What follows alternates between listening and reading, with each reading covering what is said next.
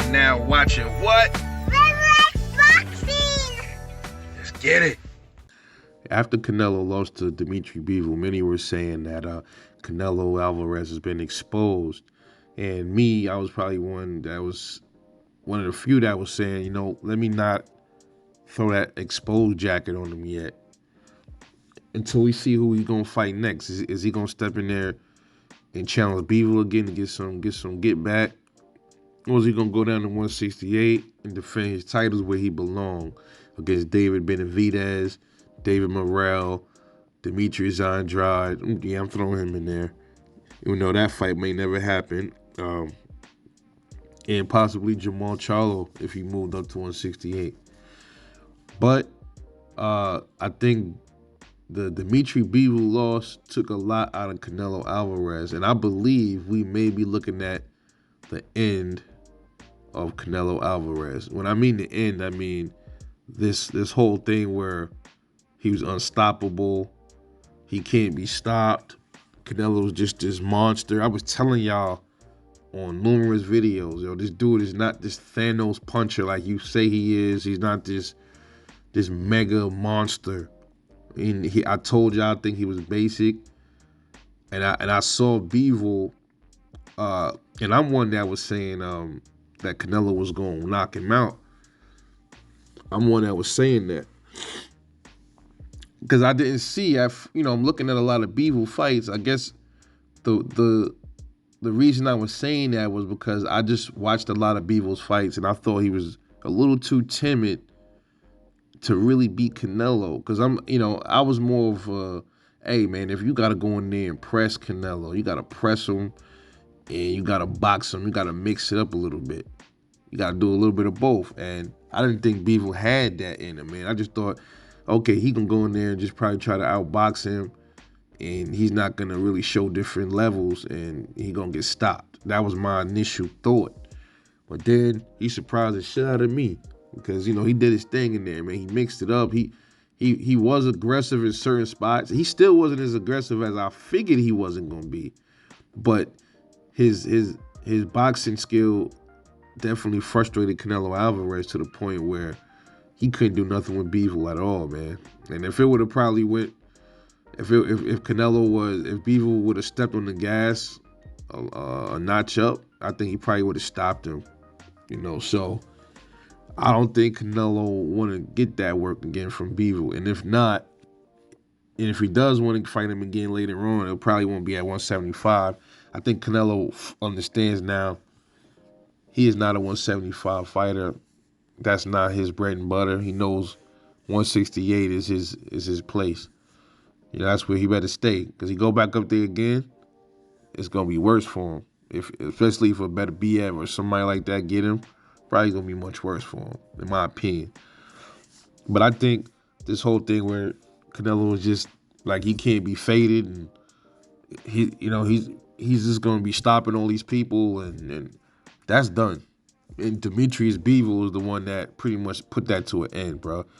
It's kind of like Deontay Wilder, and I'm not a Wilder hater. I actually am a fan of Wilder. He's one of my favorite dudes to watch. Very exciting fighter to watch. But you remember all this stuff? He's getting all these knockouts, and everybody's like, oh, who is the people he's knocking out? It's like lower competition, and which is true for the most part up until he got to a certain point.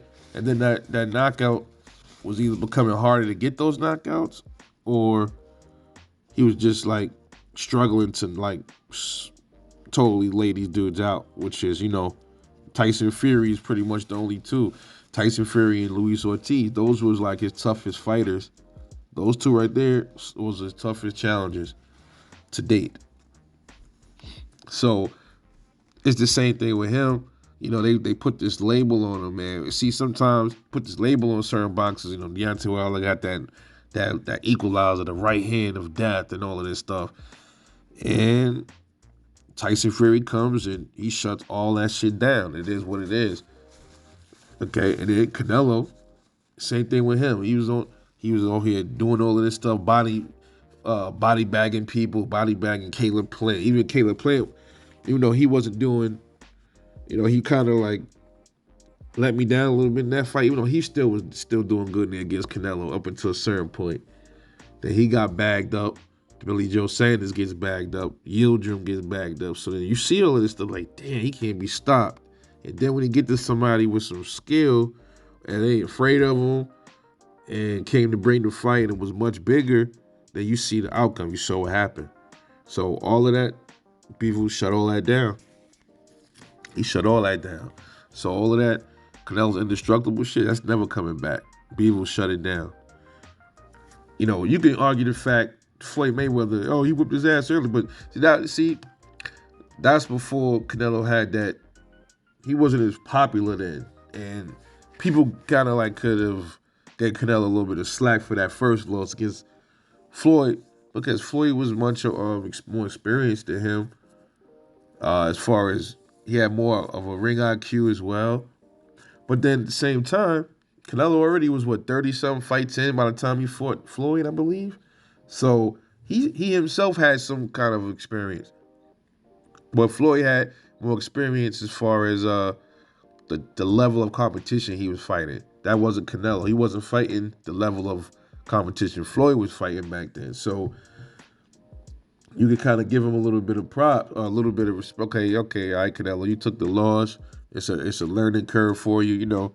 But now, you know, from Floyd till now, Canelo's been mostly fighting. He's been picking and choosing who he wanted to fight. And some of the fights were good dudes, and a lot of them weren't. They weren't real challenges for him. So then he steps in there with somebody else that I think they thought that wasn't going to be a real challenge. And that was probably why I was saying it was going to be a knockout, because I'm like, they picking him for obvious reason. We become so accustomed to the Canelo blueprint that we think, okay, he's only picking these fighters because he know he can beat him. And then that's exactly what I was thinking. And then it turned out that it didn't go as planned the way he thought it was going to go. And that kind of took a lot out of Canelo's confidence, in my opinion. That is why he's fighting Triple G next. Trying to build back up his confidence. But I think that's it, bro. He had a nice run. You know, and then everybody got to see what Canelo Alvarez is really about. And I told people I think he was a basic fighter. And Dmitrys Bivol just showed us exactly what that is. And same thing with Edgar Berlanga. They was gassing him up to be this one round KO dude, like 15 straight KOs, 15 straight knockouts in the first round, and that stopped. And now, you know, they put an end to that hype train when it comes to that. You know, when you step up to fight somebody that's worthy, then you'll start seeing differences in a lot of these people that they put up on a pedestal. Everybody's looking for a fighter to latch on to. That's just how it is. You know, we was looking for Wilder. Everybody wanted Wilder to be the greatest and latched on to him. Canelo, same thing. Berlanga, same shit. But, you know, Deontay Wilder, his situation is a little different, man. I think he's a special case, considering when he started boxing and considering, you know, what he was doing before boxing to get where he is. I think that's rather remarkable, in my opinion. But as far as Canelo goes, the Canelo hype train is officially over. And Dmitry Bivol is the one that is going to go down as being the person that officially put that shit to an end, as far as I'm concerned. But anyway, let me know what y'all think. Drop a comment. Subscribe for more raw content. This is your boy, Rebel Life Boxing. But definitely see y'all on the next one. And I'm out. Peace.